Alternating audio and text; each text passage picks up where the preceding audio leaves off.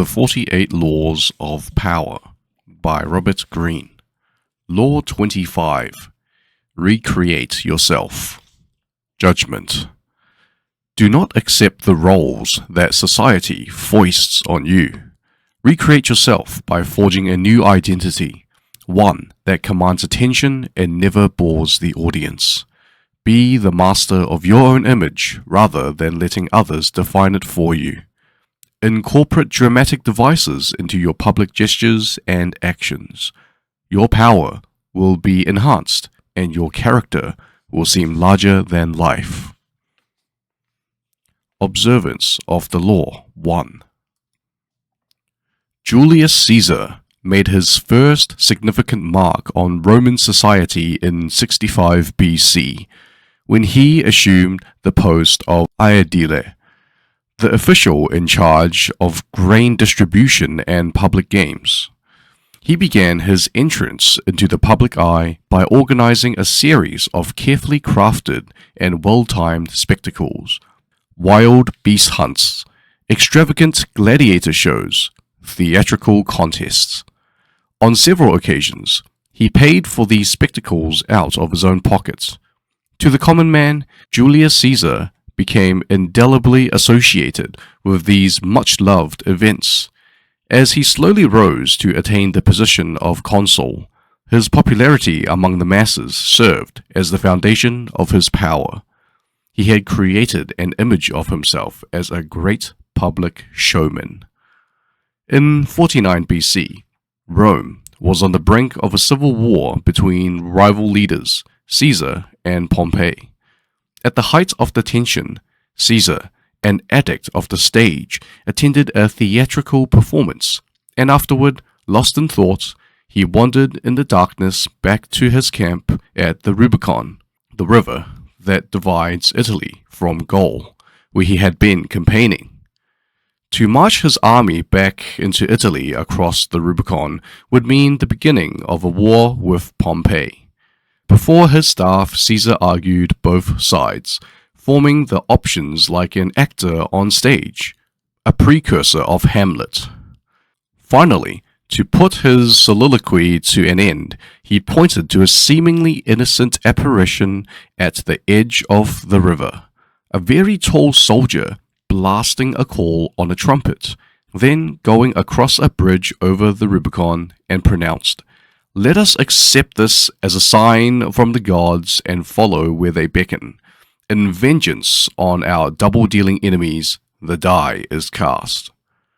All of this he spoke portentously and dramatically, gesturing toward the river and looking his generals in the eye. He knew that these generals were uncertain in their support, but his oratory overwhelmed them with a sense of the drama of the moment and of the need to seize the time. A more prosaic speech would never have had the same effect. The generals rallied to his cause. Caesar and his army crossed the Rubicon, and by the following year had vanquished Pompey, making Caesar dictator of Rome. In warfare, Caesar always played the leading man with gusto. He was as skilled a horseman as any of his soldiers, and took pride in outdoing them in feats of bravery and endurance. He entered battle astride the strongest mount, so that his soldiers would see him in the thick of battle, urging them on, always positioning himself in the center, a godlike symbol of power and a model for them to follow. Of all the armies in Rome, Caesar's was the most devoted and loyal. His soldiers, like the common people who had attended his entertainments, had come to identify with him and with his cause. After the defeat of Pompey, the entertainments grew in scale. Nothing like them had ever been seen in Rome. The chariot races became more spectacular, the gladiator fights more dramatic, as Caesar staged fights to the death among the Roman nobility. He organized enormous mock naval battlefields on an artificial lake. Plays were performed in every Roman ward. A giant new theatre was built that sloped dramatically down the Tarpeian Rock. Crowds from all over the empire flocked to these events, the roads to Rome lined with visitors' tents. And in 45 BC, timing his entry into the city for maximum effect and surprise, Caesar brought Cleopatra back to Rome after his Egyptian campaign and staged even more extravagant public spectacles. These events were more than devices to divert the masses. They dramatically enhanced the public's sense of Caesar's character and made him seem larger than life. Caesar was the master of his public image, of which he was forever aware. When he appeared before crowds, he wore the most spectacular purple robes. He would be upstaged by no one. He was notoriously vain about his appearance. It was said that one reason he enjoyed being honored by the Senate and the people was that on these occasions he could wear a laurel wreath hiding his boldness. Caesar was a masterful orator. He knew how to say a lot by saying a little, intuited the moment to end a speech for maximum effect. He never failed to incorporate a surprise into his public appearances, a startling announcement that would heighten their drama. Immensely popular among the Roman people, Caesar was hated and feared by his rivals. On the Ides of March 15th, in the year 44 BC, a group of conspirators led by Brutus and Cassius surrounded him in the Senate and stabbed him to death. Even dying, however, he kept his sense of drama. Drawing the top of his gown over his face, he let go of the cloth's lower part so that it draped his legs, allowing him to die covered and decent. According to the Roman historian Suetonius, his final words to his old friend Brutus, who was about to deliver a second blow, were in Greek and as if rehearsed for the end of a play. "You too, my child." Interpretation. The Roman theatre was an event for the masses, attended by crowds unimaginable today. Packed into enormous auditoriums, the audience would be amused by the raucous comedy or moved by high tragedy. Theatre seemed to contain the essence of life in its concentrated, dramatic form. Like a religious ritual, it had a powerful, instant appeal to the common man. Julius Caesar was perhaps the first public figure to understand the vital link between power and theatre. This was because of his own obsessive interest in drama. He sublimated this interest by making himself an actor and director on the world stage. He said his lines as if they had been scripted. He gestured and moved through a crowd with a constant sense of how he appeared to his audience. He incorporated surprise into his repertoire, building drama into his speeches, staging into his public appearances. His gestures were broad enough for the common man to grasp them instantly. He became immensely popular. Caesar set the ideal for all leaders and people of power. Like him, you must learn to enlarge your actions through dramatic techniques such as surprise, suspense, the creation of sympathy, and symbolic identification. Also like him, you must be constantly aware of your audience, of what will please them and what will bore them. You must arrange to place yourself at the center, to command attention, and never to be upstaged at any cost. Observance of the Law 2. In the year 1831, a young woman named Aurora Dupin du Devant left her husband and family in the provinces and moved to Paris. She wanted to be a writer. Marriage, she felt, was worse than prison, for it left her neither the time nor the freedom to pursue her passion. In Paris, she would establish her independence and make her living by writing.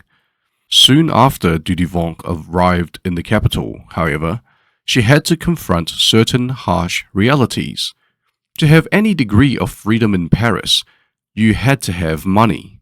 For a woman, money could only come through marriage or prostitution.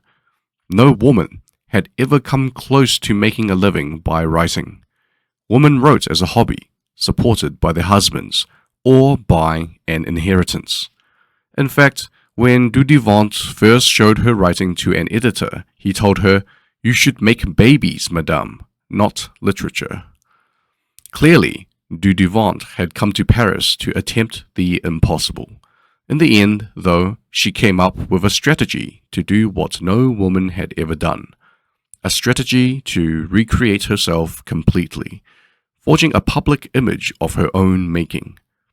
Women writers before her had been forced into a ready-made role, that of the second-rate artist who wrote mostly for other women. Dudevant decided that if she had to play a role, she would turn the game around. She would play the part of a man. In 1832, a publisher accepted Dudevant's first major novel, Indiana. She had chosen to publish it under a pseudonym, George Sand, and all of Paris assumed this impressive new writer was male. Dudevant had sometimes worn men's clothes before creating George Sand. She had always found men's shirts and riding breeches more comfortable. Now, as a public figure, she exaggerated the image. She added long men's coats, grey hats, heavy boots, and dandyish cravats to her wardrobe. She smoked cigars and in conversation expressed herself like a man, unafraid to dominate the conversation or to use a saucy word. This strange male-female writer fascinated the public, and unlike other woman writers, Sand found herself accepted into the clique of male artists. She drank and smoked with them, even carried on affairs with the most famous artists of Europe, Musset, Liszt, Chopin. It was she who did the wooing, and also the abandoning. She moved on at her discretion. Those who knew Sand well understood that her male persona protected her from the public's prying eyes. Out in the world, she enjoyed playing the part to the extreme. In private, she remained herself. She also realized that the character of George Sand could grow stale or predictable, and to avoid this, she would every now and then dramatically alter the character she had created. Instead of conducting affairs with famous men, she would begin meddling in politics, leading demonstrations, inspiring student rebellions. No one would dictate to her the limits of the character she had created. Long after she died, and after most people had stopped reading her novels, the larger-than-life theatricality of that character has continued to fascinate and inspire. Interpretation. Throughout Sand's public life, acquaintances and other artists who spent time in her company had the feeling they were in the presence of a man. But in her journals and to her closest friends, such as Gustave Flaubert, she confessed that she had no desire to be a man, but was playing a part for public consumption. What she really wanted was the power to determine her own character. She refused the limits her society would have set on her. She did not attain her power, however, by being herself. Instead, she created a person that she could constantly adapt to her own desires, a persona that attracted attention and gave her presence. Understand this. The world wants to assign you a role in life, and once you accept that role, you are doomed. Your power is limited to the tiny amount allotted to the role you have selected or have been forced to assume. An actor, on the other hand, plays many roles. Enjoy that protein power, and if it is beyond you, at least forge a new identity, one of your own making, one that has no boundaries assigned to it by an envious and resentful world. This act of defiance is Promethean. It makes you responsible for your own creation. Your new identity will protect you from the world precisely because it is not you. It is a costume you put on and take off. You need not take it personally. And your new identity sets you apart. It gives you theatrical presence. Those in the back rows can see you and hear you. Those in the front rows marvel at your audacity. Keys to power. The character you seem to have been born with is not necessarily who you are. Beyond the characteristics you have inherited, your parents, your friends, and your peers have helped to shape your personality. The Promethean task of the powerful is to take control of the process, to stop allowing others their ability to limit and mold them.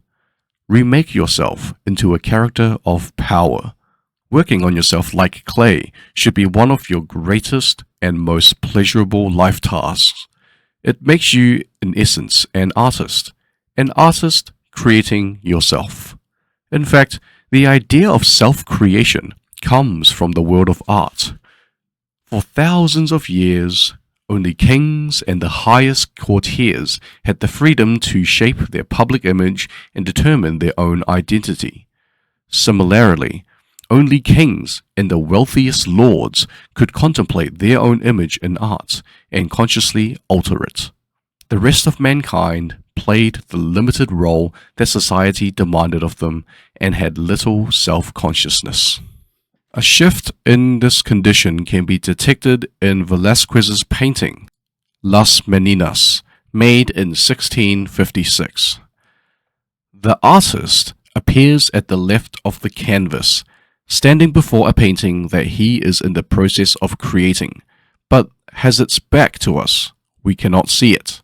Beside him stands a princess, her attendants, and one of the court dwarves, all watching him work.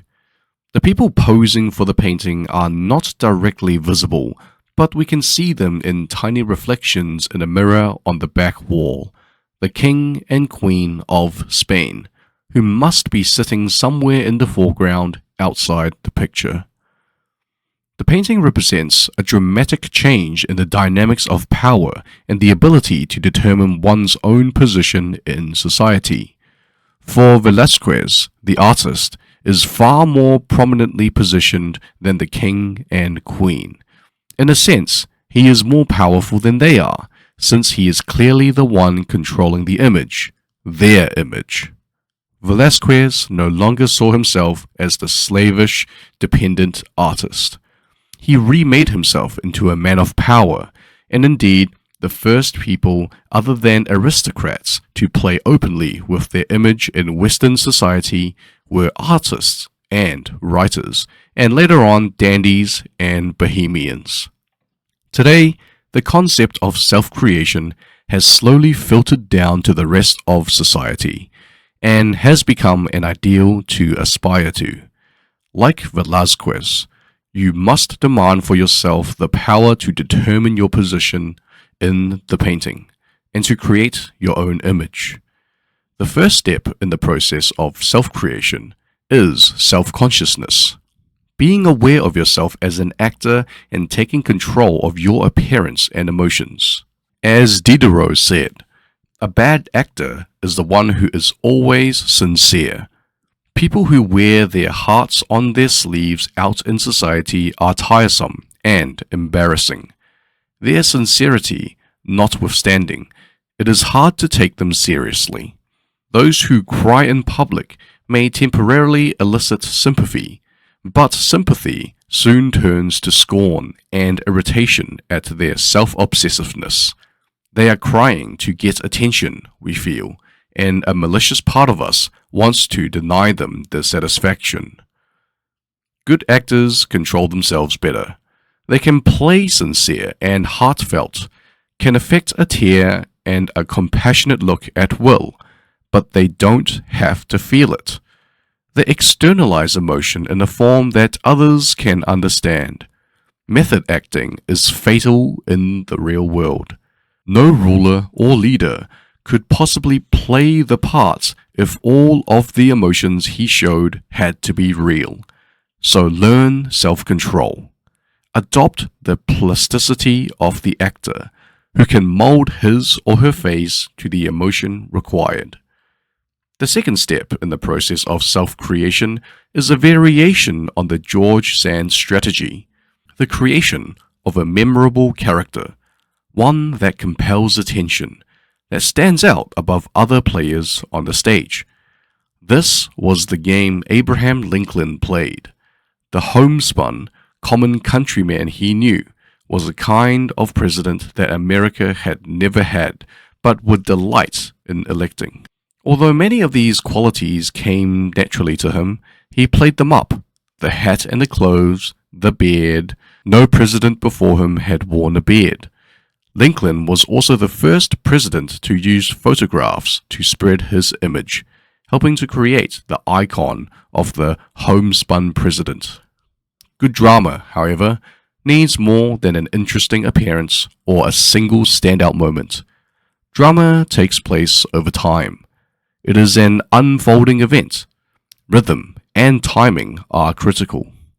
One of the most important elements in the rhythm of drama is suspense. Houdini, for instance, could sometimes complete his escape acts in seconds, but he drew them out to minutes to make the audience sweat. The key to keeping the audience on the edge of their seats is letting events unfold slowly, then speeding them up at the right moment according to a pattern and tempo that you control. Great rulers from Napoleon to Mao Zedong have used this theatrical timing to surprise and divert their public. Franklin Delano Roosevelt understood the importance of staging political events in a particular order and rhythm.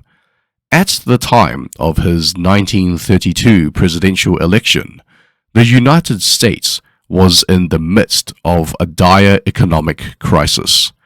Banks were failing at an alarming rate. Shortly after winning the election, Roosevelt went into a kind of retreat. He said nothing about his plans or his cabinet appointments. He even refused to meet the sitting president, Herbert Hoover, to discuss the transition.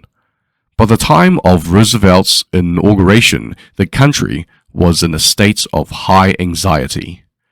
In his inaugural address, Roosevelt shifted gears. He made a powerful speech, making it clear that he intended to lead the country in a completely new direction, sweeping away the timid gestures of his predecessors. From then on, the pace of his speeches and public decisions, cabinet appointments, bold legislation, unfolded at an incredibly rapid rate.